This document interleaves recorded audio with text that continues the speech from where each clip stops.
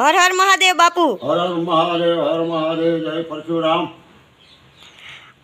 તમારું નામ શું છે? મારું નામ છે ભજનાનંદ બાપુ નામ છે મારું, અને જયશ્રી જાલરવાળા ભજનાનંદ બાપુ મારા ગુરુ છે। તો ગુરુએ જે પેલો બતાવ્યો છે, પણ આનું કળટ ન લાગવું જોઈએ।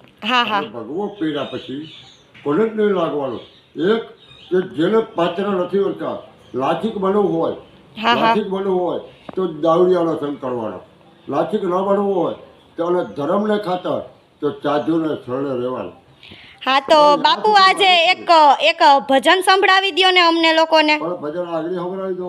હા થોડું તમે મીરાબાઈ વિશે જાણતા હોય તો મીરાબાઈ વિશે જણાવો। ભાઈ ભજન એવું છે, એક મચો ગોરખજો ચડ્યો જોને શિકાર કરવા, આયા ગોરખ જોડે દીધા જોડ ઝકારા। અરે શિકારી ભરત, અધિકાર તારો નહીં આમ આશ્રમ લાય ગોરખના આશ્રમમાં તું આવ્યો, પણ ગુરુ નહીં એસી નહીં તો કે ગુરુ હવે ઉદાહરણો ખરી, પણ તારું હરણી સજીવન કરવું તો ગોરખનાથ કહેવા। ત્યારે કીધું હે ગોરખનાથ, તારે ભગવો પહેરવાના છે। શું કરવાનો? રાજા ભરતશ્રી 999 ગામનો ધણી, અને તારે જેને પીગલા પાસે તારે ભીખ માગી ને ત્યારે તને વસ્તુ મળશે। પણ એવું નથી, પણ જ્યારે મીરાબાઈને સમજાવી હતી કે હલો હલો હલો ઘેર મીરાબાઈ, તાળા રે ખોલો તમારા ગુરુજીના હાથમાં ચાવી, કેમ કરીને તાળા ખોલો તારા હૃદય કમળના તાળા। શું કીધું? તારા હૃદય કમળના કે તાળા છે એ જો ખોલી લે, ક્યાં નથી, પુસ્તકમાં નથી, મંદિરમાં નથી, ફોટાઓમાં નથી, પાણીમાં નથી, પથ્થરમાં નથી, પાણામાં નથી, ઘટનામાં જે ઘટી રહ્યો ને એ જતી સતી છે કોઈ ભજન કીધું। કોઈ માનતું તો બધી ખોટી વાત છે, રામાયણ લખી। અને બાપુ મારે થોડું મીરાબાઈ વિશે જાણવું હતું કે કૃષ્ણ ભગવાન જે હતા ને એના પ્રેમમાં મીરાજી હતા એ પાગલ હતા, અને મીરાબાઈએ વિષના ઘૂંટડા પીધા હતા, એના વિશે થોડું જણાવો ને। પણ ઈ જ ભજન કે જ્યારે મીરાબાઈને આપ્યો પ્યાલો, અને મીરાબાઈને શંકા પડી, અને પ્યાલાને માલી લીધા ને, લેતા શરણામત લીધા, ગુરુ પ્રતાપે મીરાબાઈ તરી ગઈ। ગુરુ પ્રતાપે મીરાબાઈ તરી ગઈ કે યુક્તિ મુક્તિ ને મૃત્યુ આ 3 વસ્તુ મળે। પણ સનાતન ધર્મની અંદર બીજ પૂનમને 11 સિવાય કોઈ સનાતન ધર્મ નથી, બરાબર? પણ ક્યારેક એવો સમય મળે તો ત્યારે હું તમને બતાવું, અને એમાં જો કોઈ ફેર ન પડે ને તો જય ભોળેનાથ અંબારવાનું મામા મંત્રો ખોટા। અને બાપુ હવે મીરાબાઈ વિશે અમારે એ પણ જાણવું હતું કે અત્યારે તો દુનિયાની અંદર તમને બધી ખબર જ છે કે શું ચાલતું હોય ને શું ન ચાલતું હોય। મીરાબાઈ છે એ ભજન કલાકાર હતા, કૃષ્ણ ભગવાનને એટલું બધું ચાહતા હતા, અને છતાં પણ મીરાબાઈને મેણા મારતા હતા કે આ તો શું કૃષ્ણ ભગવાનને આવી રીતના ખોટું નાટક કરે છે, એના વિશે થોડું જણાવી દો। 3 પ્રકારનો ભગવો। 3 પ્રકારનો। એક સંત ભગવો, અને એક બાવો ભગવો।